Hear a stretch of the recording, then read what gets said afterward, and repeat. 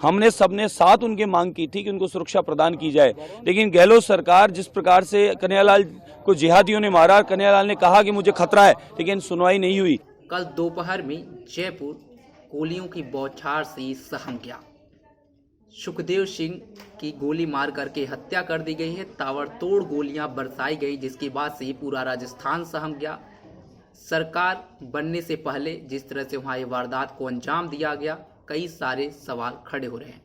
ऐसे में हालिया में चर्चे में बने एमएलए बाल मुकुंद आचार्य का इस पूरे मामले पर बयान आया है।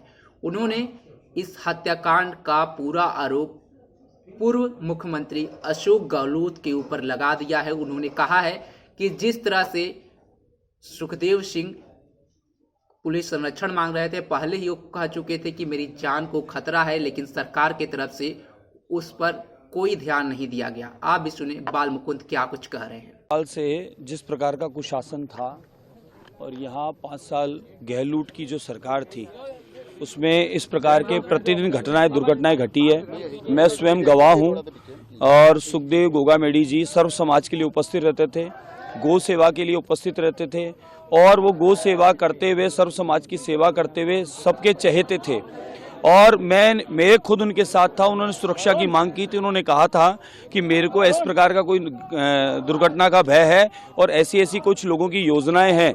मेरी सेवा को लेकर कुछ लोग मेरे पर किसी प्रकार का कोई कांड मेरे साथ कर दें, ऐसा मुझे लगता है।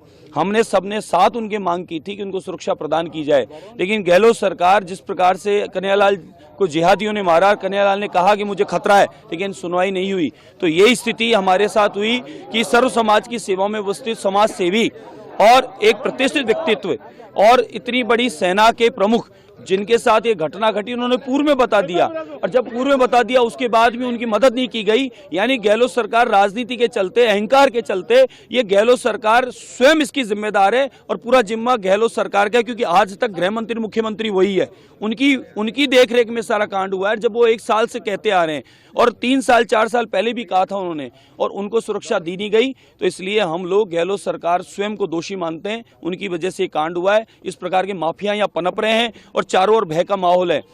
मालवीय नगर में क्लब में घटना घटी, कुछ नहीं हुआ आज तक, और रोज ही घटना यहाँ घटित हो रही है। यूपी की घटनाएं बाबा जी ने बंद कर दी, अब राजस्थान में घटनाओं का कारण स्वयं गहलोत है।